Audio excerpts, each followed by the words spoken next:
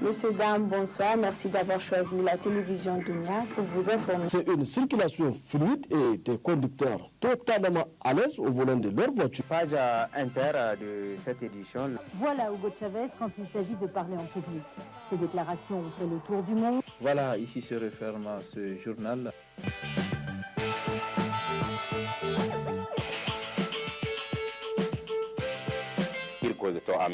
wai ne leman tikala harino kan da bore na bongu se banda ha masu kallon da sauraron mu barkanmu da yau.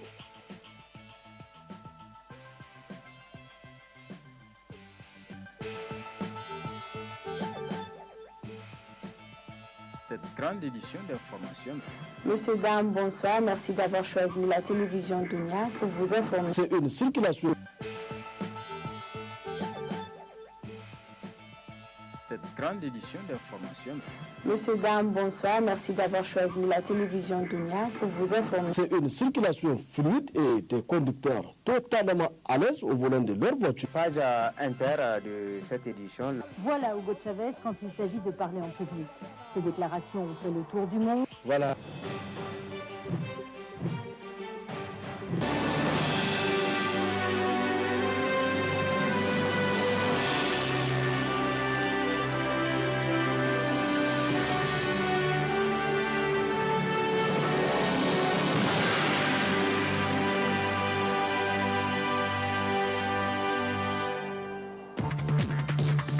Visite ce matin à la maison de la femme de la ministre en charge de la promotion de la femme et de la protection de l'enfant, s'inquérir des activités que mène la dite maison et l'objectif de cette visite. Et une autre visite, celle du directeur général d'Oxfam qui était ce matin à Fandou, objectif découvrir les réalisations faites par son organisation dans le cadre de l'amélioration des conditions de vie des populations.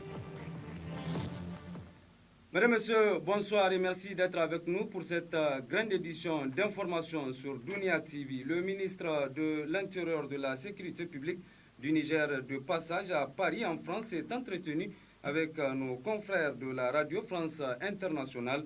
Les questions de sécurité publique étaient au cœur de cet entretien dont je vous propose de suivre l'intégralité.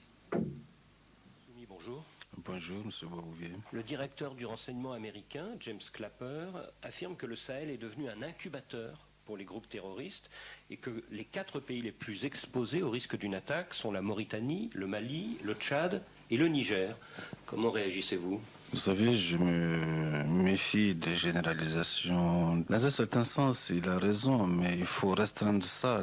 Je pense qu'il aurait dû, de manière plus précise, dire que le sud libyen est un incubateur de groupes terroristes. Là, c'est précis. Mais je pense que la prise de conscience de la menace que constitue le sud libyen est aujourd'hui assez forte, puisque nous, le président de la République du Niger, depuis un certain temps, a toujours stigmatisé cette zone, ce sanctuaire-là, comme une menace. Aujourd'hui, nous avons l'impression qu'il a été entendu, puisque ce message est relayé par les officiels français, le ministre de la Défense, le chef d'état-major de l'armée française, qui parle même de la nécessité d'une intervention dans le sud libyen. Je pense donc que ce message est entendu. Cette intervention rentre dans l'ordre du possible. Les puissances qui sont intervenues en Libye pour renverser le colonel Kadhafi et à la suite duquel la Libye est devenue aujourd'hui le principal sanctuaire terroriste doivent faire le service après-vente. Et dans le cadre de ce service après-vente, il est tout à fait légitime que la France et les États-Unis interviennent pour éradiquer la menace terroriste dans le sud de la Libye. Au Niger, vous avez accepté que l'armée française déploie des drones et des hélicoptères pour renforcer la surveillance des djihadistes. Est-ce que c'est le prix à payer pour éloigner cette menace ? D'abord, ce n'est pas une question nouvelle parce que j'ai lu qu'il y a des bases françaises que nous avons autorisées au Niger, comme si c'était une question nouvelle. Ce n'est pas une question nouvelle. Dans le cas de l'intervention française au Mali, des troupes françaises, des avions français, Niamey a constitué une des bases de l'intervention française au Mali. Donc par conséquent, ce dispositif français et aussi américain était là depuis longtemps, était en place. Tant que cette menace existe, nous avons besoin de la présence de nos alliés, de nos amis, pour participer à la lutte contre le terrorisme. Est-il vrai que plusieurs officiers supérieurs de l'armée nigérienne sont mécontents de ne pas avoir été prévenus à l'avance du renforcement? Mais ce n'est pas vrai, ce dispositif existait depuis longtemps. C'est il y a 2 ans que ce dispositif est en place dans le cadre de l'intervention au Mali. Mais il n'y a pas de grogne dans l'armée? Il n'y a pas de grogne dans l'armée. L'armée, quand elle grogne, ça se voit. Mais c'est une pure invention. L'armée a participé. Vous savez, depuis que nous sommes là, il y a un Conseil national de sécurité qui se réunit tous les mardis, 1 fois par semaine, avec l'ensemble des responsables militaires et des forces de sécurité. Et toutes les décisions sont prises dans ce cadre-là. Et il n'y a pas eu de ressentiment quelconque au niveau de l'armée. Bien au contraire, jamais l'armée nigérienne n'a été aussi équipée. Et nous pensons que c'est de la propagande qui est faite. Vous voyez comment on peut manipuler, mais ces gens-là sont connus. Et je pense que dans le désarroi, dans leur défaite politique, ils essaient de faire des appels du pied à l'armée, ce que nous n'acceptons pas. Et je pense qu'ils seront démasqués et isolés comme tels. Vous parlez de l'opposition? Je parle de M. Hama Amadou et de M. Seyni Omar qui ouvertement appellent à l'interruption du processus démocratique, du mandat démocratique régulier par l'intervention armée. Et ils ont une démarche tout à fait irresponsable. Alors vous parlez de Hama Amadou dans une interview à Jeune Afrique. Le président de l'Assemblée nationale s'étonne que vous ayez autorisé les Français à réinstaller une base au Niger sans consulter le Parlement. Mais c'est complet. Il était là, président de l'Assemblée. Ça fait 2 ans qu'il y a des avions français à Niamey dans le cadre des opérations au Mali. Le débat parlementaire a eu lieu sur la situation au Mali. Le gouvernement nigérien a été soutenu dans sa démarche, y compris avec lui. Maintenant, il essaie d'attraper n'importe quoi et fait feu de tout bois. Et quand vous accusez Hama Amadou et Seyni Oumarou de vouloir interrompre le processus démocratique, l'accusation est grave. Est-ce que vous n'y allez pas un peu fort? Ils l'ont dit publiquement. Attention, c'est pas moi qui les accuse. Ils l'ont dit mieux. Ils appellent à la haine ethnique. Ils appellent dans des meetings publics. Ils appellent, à l'interruption du processus démocratique par la force. Et ils le justifient. Ils disent que c'est normal qu'ils le fassent. Ils le font publiquement. Dans des meetings? Dans des meetings. En quelle langue? Ils le font en langue nationale, en germain. Ils appellent aussi les gens à chasser. Ils considèrent que ceux qui sont au pouvoir actuellement sont des étrangers à Niamey. Ils doivent retourner chez eux. Vous voyez ce genre de thématique dangereuse que nous ne connaissons pas, que nous n'avons pas l'habitude de voir. C'est les premiers à le faire. Et j'en viens justement à la question des journalistes. C'est parce que ces journalistes-là ont relayé ce message publiquement dans des débats à la télévision qu'on les a mis en garde à vue pour les entendre. Reporters sans frontières a dénoncé un durcissement de votre gouvernement à l'égard de la presse. Mais justement, Reporters sans frontières n'est pas informé. Est-ce que le fait d'avoir la liberté d'appeler à la haine ethnique, la liberté d'appeler à l'interruption du processus démocratique est permise aux journalistes? Chez nous, la Constitution l'interdit. Le Code pénal le réprime. Et donc, le procureur a demandé à les entendre. Il n'a pas fait de poursuite, il ne les a pas emprisonnés. Il les a libérés, mais c'est un avertissement. Personne ne sera inquiété, mais il y a des limites. Hama Amadou est toujours président de l'Assemblée nationale. Est-ce que vous allez tenter de le faire tomber de son perchoir? Je pense qu'il ne mérite plus d'être président de l'Assemblée après avoir eu des propos séditieux et irresponsables. Donc, je pense que les députés prendront leurs responsabilités le moment venu. Massoudou Assoumi, merci.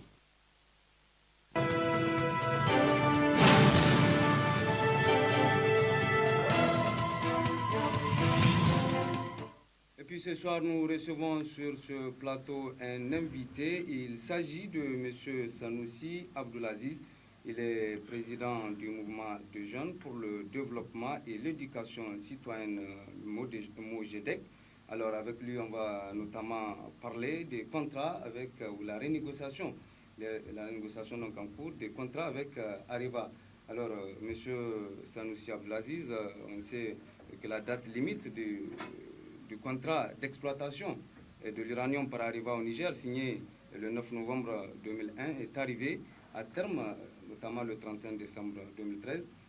Areva manifeste une farouche opposition, notamment à l'application de la loi minière de 2006, et il invoque pour cela une supposée suprématie, n'est-ce pas, du code minier communautaire de l'UEMOA. Alors, vous, en tant qu'acteur de la société civile, justement, qu'en pensez-vous de cette question? Ok, merci beaucoup. Par rapport à la question des négociations, nous avions le 28 rendu public une déclaration dans laquelle nous dénonçons le comportement de Areva et nous exigeons que des conditions meilleures soient pour la population nigérienne et particulièrement pour la population d'Agadez et l'environnement aussi, la santé des anciens travailleurs soit prise en compte et aussi la santé des actuels travailleurs soit prise en compte par cette société. Et pour ce faire, nous nous sommes dit que, étant donné que le président de la République était le premier à dénoncer ce contrat mafieux d'Areva, nous nous sommes dit que nous avons le devoir de le soutenir, lui et son gouvernement, pour qu'enfin un contrat plus juste soit signé entre l'État du Niger et la société Areva. Nous savons que c'est vrai, le gouvernement, le président est engagé, le gouvernement aussi, mais le peuple aussi doit davantage s'engager pour qu'un contrat plus juste soit. Et c'est ce à quoi nous nous sommes attelés. Et hier, Dieu merci, nous avons créé une coalition appelée Convergence pour la démocratie et le développement, constituée de 23 associations. Et en ce sens, cette convergence aura pour mission également de militer pour qu'un contrat plus juste soit, pour que nous ensemble, nous arrivons à intimider Areva et que l'État du Niger puisse tirer davantage de ressources de l'exploitation humanitaire. Alors humanitaire. justement, vous parlez de renégociations plus justes. On sait que les négociations actuelles en cours entre le gouvernement du Niger et le groupe nucléaire français Areva devraient se faire en toute transparence. Seulement, le peuple de son côté déplore ce manque de transparence. Alors, est-ce selon vous à tort ou à raison? Vous savez, par rapport à la négociation, il y a des personnes ou bien des personnalités qui sont indiquées. Il y a un comité qui est mis en place par le gouvernement. Nous ne militons pas pour qu'on soit au niveau de ce comité et ça ne nous viendra jamais à l'esprit. C'est au gouvernement de le faire, c'est son devoir. Nous, notre rôle, c'est de l'accompagner. Et c'est pourquoi nous demandons au peuple, tout le peuple, de s'unir pour que cette question, nous estimons que cette question mérite l'unité nationale, pour que tout le monde, quel que soit le bord politique, quelle que soit ta localité, pour que nous puissions nous unir nous tous et affronter notre ennemi pour l'instant commun, qui est Areva, notre partenaire qui veut tricher pour user de notre faiblesse. Et nous voulons nous souder pour qu'il ne trouve pas de failles. Justement, vous parlez de mobilisation, et là on sait que hier, lors d'un point de presse, le réseau des organisations pour la transparence et l'analyse budgétaire, le ROTAP notamment, donc, projette de faire ou d'organiser une marche demain. Vous, au niveau de votre structure, que pensez-vous de cette manifestation? Par rapport à leur marche, je pense, moi j'ai été même à la première marche du ROTAP, mais je vous dis par rapport à celle de demain, vraiment il y a matière à se poser des questions. Demain, c'est un jour où les élèves seront à l'école, c'est un jour où les services doivent fonctionner. Et vous voyez, donc il y a tous les paramètres qu'il faudrait prendre en compte. Si c'est un dimanche, un samedi, nous aurons dû comprendre cette position. Mais moi, j'estime que nos frères ont droit à aller à l'école. L'école nigérienne a tant souffert et que nous n'avons pas le droit de perturber le fonctionnement normal de l'école. Je l'espère que le comité directeur sera très vigilant pour que de telles situations ne puissent pas affecter l'école. Si on doit marcher entre adultes, pas mobiliser les élèves qui sont dans des classes, les empêcher d'étudier. Si nous avons un engagement à le faire, nous devrons le faire et en toute responsabilité. Je pense qu'on ne doit pas user de n'importe quelle manipulation pour pouvoir user des élèves dans le cadre de cette marche. Alors, M. Sanissi, on vous comprend en un mot, la manifestation ou la date choisie pour cette manifestation est tout simplement mal tombée. En tout cas, imaginez que vous tombez malade demain et que vous vous rendez à l'hôpital et qu'on vous dit que les responsables, tout le monde est à la marche. Comment est-ce que vous allez... Moi, je pense qu'il faudrait, les jours idéaux, on doit le faire, c'est un dimanche. Parce que moi, je présume qu'ils ont choisi exprès un mardi, un jeudi, parce qu'ils savent que c'est un jour où les élèves sont à l'école et facilement, c'est la population qu'on peut rassembler la plus facile. Mais je pense qu'ils doivent prendre conscience que nous ne devrons pas remettre en cause l'avenir de ces pays qui est cette jeunesse qui va à l'école. Plus maintenant même, on est dans une situation difficile et on ne va pas encore la détériorer davantage. Et les élèves et les parents d'élèves doivent prendre leurs responsabilités pour que les élèves puissent aller à l'école. Mais la marche, quand elle doit se faire, nous devons la faire entre adultes. Nous devons tous avoir conscience de marcher et nous marcherons quels que soient les kilomètres. Je pense qu'ils doivent songer à d'autres dates. Monsieur Sanoussi Abdelaziz, merci. Je rappelle que vous êtes le président du mouvement des jeunes pour le développement et l'éducation citoyenne, appelé MOGEDEC. Vous pouvez donc rester suivre avec nous la suite de ce journal. Suite de ce journal, le ministre de l'Intérieur, de la Sécurité publique du Niger, autant pour moi, excusez-moi, c'est l'ancien élément, la ministre donc, de la Population, de la Promotion de la Femme et de la Protection de l'Enfant a effectué ce matin une visite à la Maison de la Femme. Il s'agissait pour la ministre d'aller s'enquérir des activités de la dite maison. Le résumé de Al-Mokhtar Krim. Par arrêté de la ministre de la Population, de la Promotion de la Femme et de la Protection de l'Enfant en octobre 2010, la Maison de la Femme nigérienne a entre autres objectif d'initier les femmes à des activités génératrices de revenus. C'est cette maison qui a reçu la visite de la ministre tutelle. Après une brève présentation de l'institution, la ministre a eu droit à une visite guidée des lieux et des activités menées par les femmes. Madame Mekibi Kadigatou est sortie satisfaite de cette visite. Ce matin, ma sortie consistait à venir voir qu'est-ce qui se passe dans la maison de la femme à Niamey. Et j'ai constaté qu'il y a beaucoup a été fait et qu'ils sont réellement en train d'aider les femmes, à appuyer les femmes dans l'aspect économique et social. Parce que, comme vous l'avez constaté, il y a plusieurs aspects sur lesquels les femmes travaillent ici. Non seulement on les apprend à se regrouper, être en association, on renforce leur capacité à s'auto-gérer, on renforce leur capacité dans les activités génératrices de revenus et même de manière à faire de l'épargne.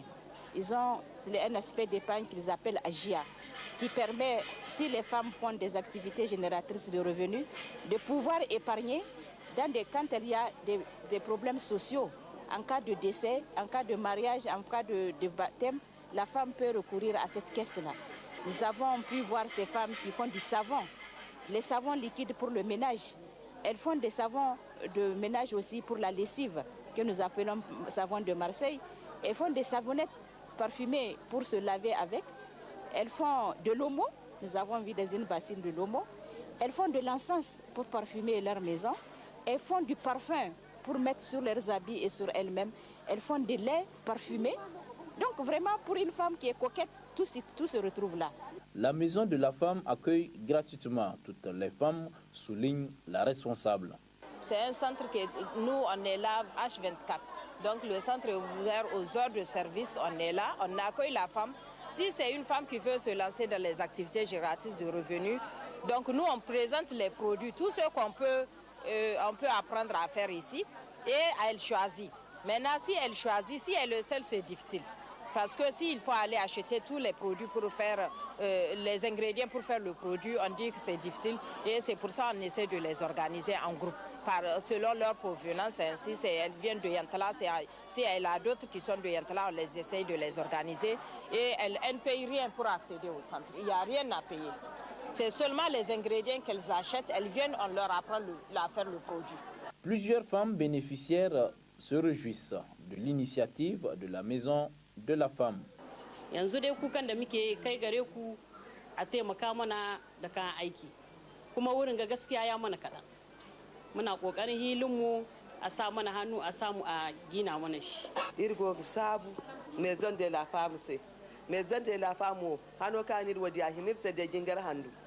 Zamkirka Maison de la Femme irka da bon hawai irka dina nautarai. Irka yan waito group ma wakin dihinka. Kanka Maison de la Femme kan bor kusino kan susu bai ran gabi ne bor fosa ai midi irwani safun te irwani bongi te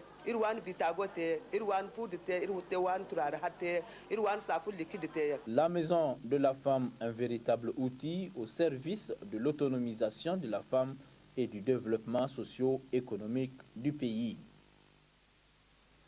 Le directeur général d'Oxfam est en visite dans notre pays. Ce matin, M. Mark Goldring était à Fandou, c'est dans la région de Tillabéri, où il a visité les œuvres réalisées par Oxfam et ses partenaires dans le cadre de l'amélioration des conditions de vie des populations. Le compte-rendu de notre envoyé spécial, Isidore Banaba. À travers cette visite à Fandou-Kéna, le directeur général d'Oxfam veut constater l'impact des investissements faits pour améliorer le système éducatif et rendre plus résistante la population face au changement climatique. En ce qui concerne le domaine éducatif, on note la construction de ces 2 classes équipées dont les travaux ont été exécutés par l'ONG Volontaires pour l'intégration éducative Vikandi Beira.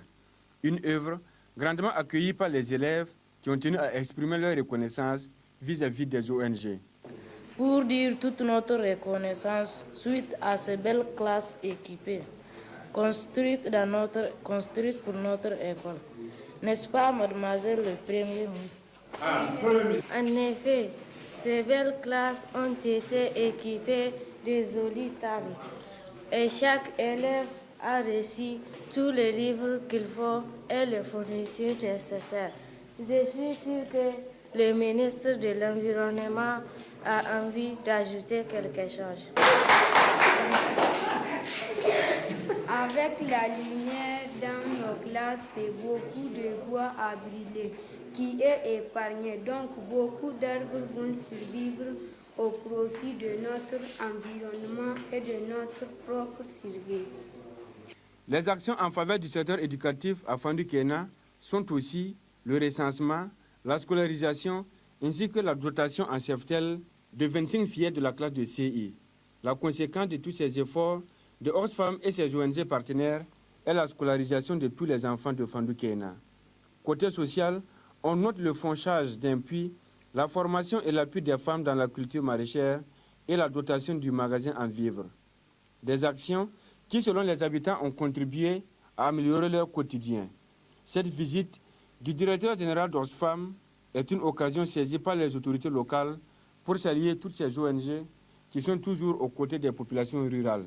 Merci pour l'accompagnement que vous faites au Niger, aux populations nigériennes, à travers d'abord les différents programmes de résilience, renforcés par même ces réalisations d'infrastructures éducatives que nous venons de visiter, qui sont, je l'ai dit depuis la dernière fois, du domaine de l'État. Mais heureusement, les partenaires ont compris qu'ils peuvent aussi accompagner dans ce secteur. Après avoir visité tous les ouvrages et rencontré la population, le directeur général s'est dit satisfait. Je suis très ému par certaines des choses que nous avons vues. Nous avons vu qu'en essayant d'appuyer l'activité économique, il y a beaucoup plus de filles maintenant qui vont à l'école. Et les familles sont beaucoup plus saines et plus fortes. Il y a bien sûr beaucoup de choses qui restent à faire. Avec d'autres milliers de villages également. Mais ceci est un exemple formidable. Alors nous sommes contents. Comme vous pouvez le constater derrière moi, il y a un bloc de 2 classes bien équipé et électrifié, donc qui a été construit dans le cadre de Direct Project, qui est exécuté ici à Fandou-Kéna par l'ONG Vikandi Beira. À côté de ça, il y a aussi un centre d'alphabétisation qui a vu le jour, donc pour permettre aux adultes et aux jeunes qui ne peuvent pas s'inscrire au niveau du primaire de poursuivre en tout cas leur formation dans le cadre de l'éducation. C'est vraiment une grande satisfaction pour nous et au nom de Oxfam et au nom de tous les autres partenaires. En tout cas, Vikandi Beira a commencé à intervenir dans ce village il y a 4 mois de cela, mais aujourd'hui en tout cas notre satisfaction est immense. La satisfaction, c'est aussi l'ovation de la population à l'endroit d'Oxfam et ses partenaires. Cette visite a sûrement permis au directeur général d'Oxfam de vérifier l'usage fait des financements, mais aussi d'être en contact direct avec les autorités locales et les populations bénéficiaires. Un autre invité vient de nous rejoindre sur ce plateau. Il s'agit de M. Ibrahim Manzo Diallo, Alors, M. Ibrahim, bonsoir. Bonsoir, Moudi. Vous êtes journaliste, directeur de publication des bimensuels Aïr Info et le Damagaram et promoteur de la radio Sahara FM, c'est à Agadez. Alors, M. Ibrahim, vous venez justement de publier un livre, une œuvre intitulée Inzad. Alors, est-ce que vous pourriez justement nous parler de cette œuvre, de ce livre? Que signifie Inzad pour commencer? Merci beaucoup, Moudi. Inzad, ou le destin des geishas, c'est un roman de 158 pages que je viens d'éditer. C'est un roman qui parle de l'Imzad. L'Imzad, c'est le violon monocorde qu'on retrouve chez les communautés Touareg, qui est hélas en perdition. L'Imzad est en train d'agoniser. Il n'y a plus d'élèves pour l'Imzad. La jeunesse ne veut plus aujourd'hui apprendre l'Imzad parce qu'elle est obnubilée par le modernisme. Donc j'ai voulu lancer un cri d'alarme pour dire à la jeunesse d'aujourd'hui de faire attention. Il y a un instrument de valeur qui est en train d'agoniser. Ce livre, c'est pour retracer ce drame.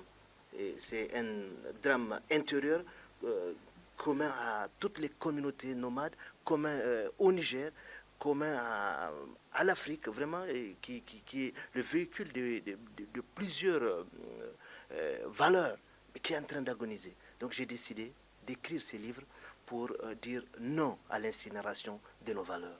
Alors pour revenir à l'Inzad, c'est un instrument. Alors quels sont justement les atouts de cet instrument pour avoir choisi d'écrire justement sur cet instrument précis? Oui, l'Imzad, c'est un violon monocorde qui est joué par des femmes, spécifiquement par des femmes. Et il requiert une initiation, c'est-à-dire c'est une femme qui initie sa propre fille, une fille issue de son sein. Mais malheureusement, il n'y a plus cette relève. Donc l'Inzad qui véhiculait, qui est le code moral même chez les Touaregs, est en train de se perdre. Donc avec sa perte, c'est le naufrage même des valeurs morales de cette société qui est mise en branle. Donc c'était pour dire non à cela que j'ai décidé d'écrire Inzad ou les destins des geishas. Alors justement, on voit que c'est une œuvre qui est préfacée par le Premier ministre Birji Rafini. Alors pourquoi avoir choisi ce personnage? Est-ce parce que c'est le Premier ministre du Niger ou pour d'autres raisons? Non, non. En fait, son Excellence Birji Rafini a voulu préfacer ces livres parce que je l'ai connu sur le terrain de la culture. J'ai connu Birji Rafini au cœur des montagnes grises des Tamgak quand il faisait tout son possible, de son mieux, pour organiser le festival de l'Aïr. Le festival de l'Aïr, il faut le dire, c'est un creuseur de la culture, non pas régional d'Agadez, mais de ce pays, du Niger. Donc j'ai aimé l'engouement de cet homme pour la culture de ce pays. Et je l'ai connu plus tard sur d'autres manifestations comme la cure salée. Et j'ai remarqué que cet homme a une flamme pour la sauvegarde de la culture de ce pays. Et après, je lui ai amené le manuscrit, je lui ai présenté ça. Et il m'a regardé, il m'a dit, je vais le lire et je vais le préfacer, Ibrahim. Alors, une dernière question, Ibrahim, justement, où retrouver Imzad? Imzad ou le destin des geishas se trouve dans plusieurs librairies à Niamey, à l'intérieur du pays aussi. Et chez mon éditeur, il faut le dire, parce que j'ai été édité par Afrique Lecture, qui est une maison d'édition vraiment formidable, qui appartient à un Nigérien, à un frère, Chérif Lawan, qui fait des belles choses. Donc on peut retrouver les livres là-bas en vente. Merci Ibrahim. Merci beaucoup, Moudi. Je rappelle également que vous êtes journaliste, directeur de publication des bimensuels Aïr Info, les Damagaram, et également promoteur de la radio Sahara FM à Agadez. Merci et vous pouvez aussi rester suivre avec nous la suite de ce journal. Merci beaucoup, Moudi. Autre aspect de ce journal, les travaux de la première session ordinaire du Conseil économique, social et culturel, le CESOC, se poursuivent au palais de congrès de Niamey.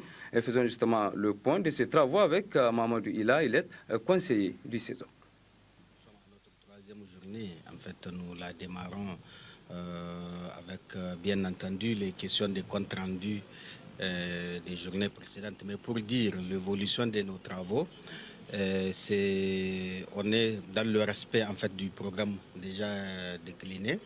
Et là, nous sommes dans les restitutions des missions parce qu'en intersession, Les conseillers et le bureau ont eu à faire des missions pour le compte de l'institution. Donc il faut qu'on renseigne et qu'on informe les membres, disons les conseillers du CESOC sur les résultats de ces missions-là. Donc c'est ce compte-rendu-là qui ont été faits. Et puis bon, nous nous sommes dit qu'il fallait aussi faire une adoption participative de notre programme. Et ce qui a été fait, c'est dire qu'aujourd'hui, les travaux vont réellement démarrer ou réellement démarrer avec la présentation au conseil du projet de plan d'action. Le projet de plan d'action pour 5 prochaines années qu'on va présenter tout à l'heure pour que les uns et les autres puissent s'en approprier. Dans le cadre de l'adoption du projet d'ordre du jour, disons de l'ordre du jour, les conseillers se sont intéressés aux questions d'actualité pour voir comment on doit, comme vous le savez, le CESOG c'est une plateforme de la société civile organisée, donc bien entendu il y a des questions d'actualité qui sont des questions qu'il faille qu'on s'y intéresse. C'est notamment cette question d'Areva et de la société civile. On a décidé de discuter sur la question. Il y a ce remous des acteurs scolaires qui ont en ce dernier temps eu cours dans le pays. On a aussi décidé d'en discuter et de voir de quelle contribution on peut être. Et il y a votre question, vos enjeux, la question de la dépénalisation des délits par voie de presse et tout ce que ça a comme situation actuellement. Comme vous le savez, c'est des sujets qui sont tous des sujets qui sont pris en compte par les commissions permanentes du CESOC. Le personnel du groupe Oriba a procédé ce matin à un don de sang et de produits agroalimentaires aux patients de l'hôpital national de Niamey, une action qui vise à réconforter les personnes nécessiteuses. Alimatou Abdou. Sauver des vies et réconforter les personnes nécessiteuses, tels sont entre autres les objectifs visés à travers ce don de sang initié ce matin par le personnel du groupe Oriba. Un geste humanitaire suivi d'un don de produits agroalimentaires composé de 60 casiers de jus Oriba, 50 casiers d'eau minérale et 150 cartons de savon, s'élevant à un coût total de 565 000 francs CFA. J'ai le plaisir en tant que directeur commercial de remettre ce don symbolique de produits fabriqués par notre entité pour l'hôpital national de Niamey. Oriba est une société qui tient à rester dans le créneau de la solidarité, dans le créneau des entreprises qui sont responsables. Et c'est un premier geste qui est fait, mais qui sera surtout perpétré.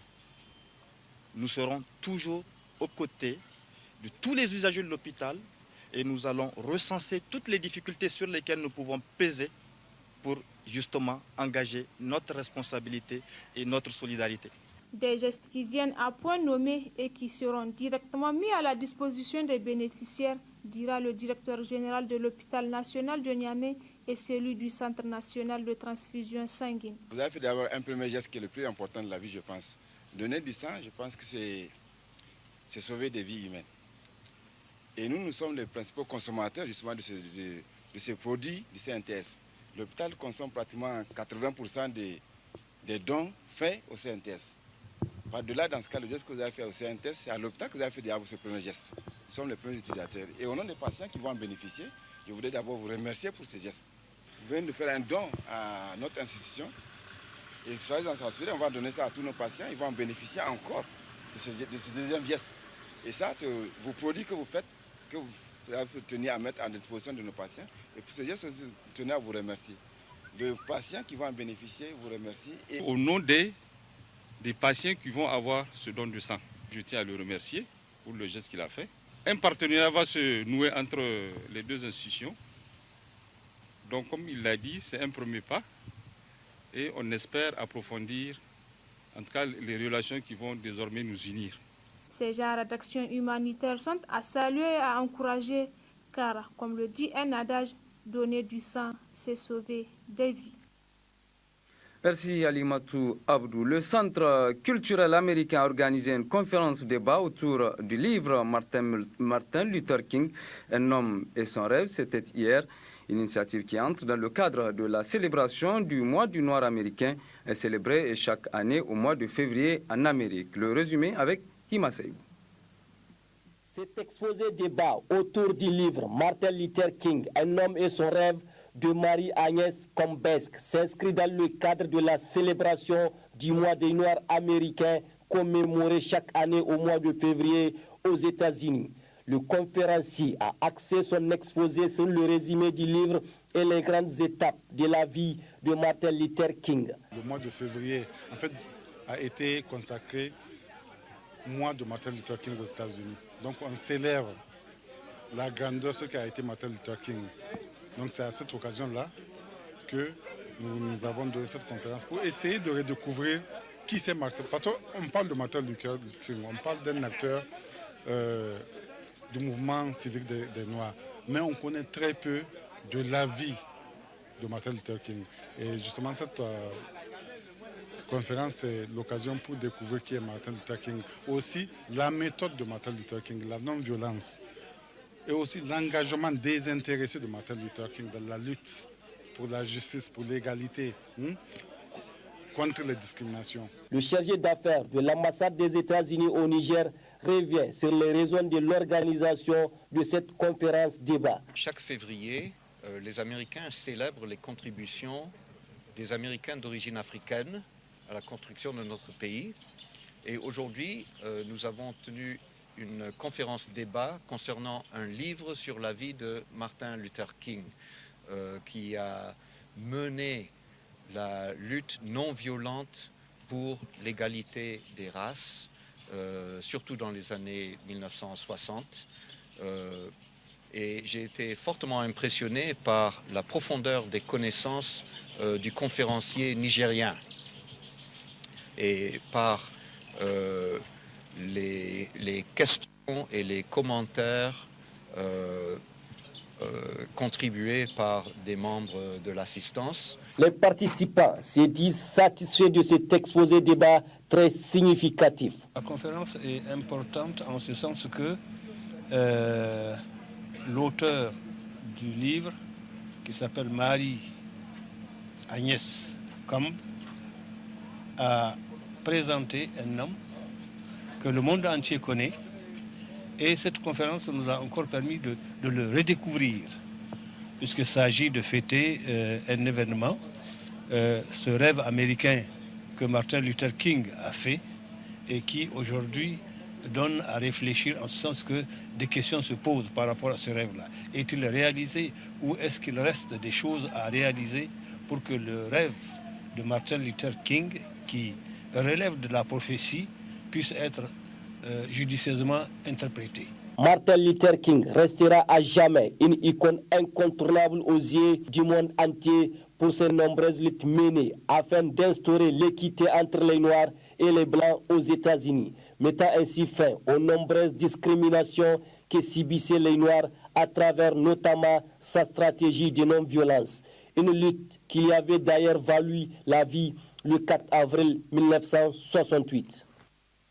De la politique pour clore ce journal, les femmes du Parti nigérien pour la démocratie et le socialisme, le PNDS Tareya, du village de Soura Magajin Rogo, dans le département de Guidan-Rumji à Maradi, ont organisé une réunion politique, c'était hier.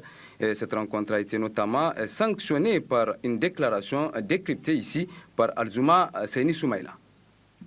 Assises à même le sol, ces femmes du village de Soura Magajin Rogo, département de Guidarumji, région de Maradi, du PNDS Tareya, se sont réunies pour débattre des questions politiques du pays. Une réunion assortie d'une déclaration de soutien au président de la République et au gouvernement de Brigitte Raffini. Nous, femmes de Garam Magajin Rogo, réunies ce mardi 4 février 2014, faisons la déclaration dont la teneur suit. Considérant la bonne gouvernance du président de la République, son Excellence El Haj Mohamed Issoufou, pour les multiples efforts dont il fait montre à l'endroit des citoyens nigériens. Considérant les bonnes actions entreprises par le gouvernement de la 7e République depuis son investiture à nos jours, dont nous pouvons citer en référence la politique 3N. Les Nigériens nourrissent les Nigériens, considérant les efforts consentis en permanence par ce gouvernement pour asseoir la stabilité politique, la sécurité et la paix dans le pays. Nous, femmes de Garam Magaji Rogo, réaffirmons notre ferme détermination à encourager et soutenir le président de la République, son Excellence Mohamed Issoufou, dans son programme de renaissance. Une déclaration de soutien jugée réconfortante par le vice-président du Conseil fédéral Pendes Tareya de la région de Maradi. Vous voyez, les différentes couches sociales adhèrent à l'idéologie, au soutien du président de la République. Donc ça, c'est réconfortant. Ça veut dire que le président de la République tient bien le tableau du bord nigérien, vu les multiples réalisations qu'ils sont en train de faire. Ces adhésions, ces différentes déclarations par-ci, par-là, elles sont liées aux actions du gouvernement. Elles sont liées à notre illustre homme d'État, le président Issoufou, qui ne cesse de chercher le bien-être pour son peuple. Et c'est ça, on s'attend à ça parce que nous, on est confiants, on est fiers d'avoir un président comme Issou Mahamadou. Avec cette déclaration, ces femmes du village de Soura Magajirogo sont désormais au pas de la marche dite de renaissance du Niger du président Issoufou Mahamadou. Et c'est sur cette note d'information en direction de Maradi que se referme ce journal entièrement consacré à l'actualité nationale. Merci à vous de l'avoir suivi et passé d'excellents moments en compagnie des programmes de la télévision Dunia. Au revoir.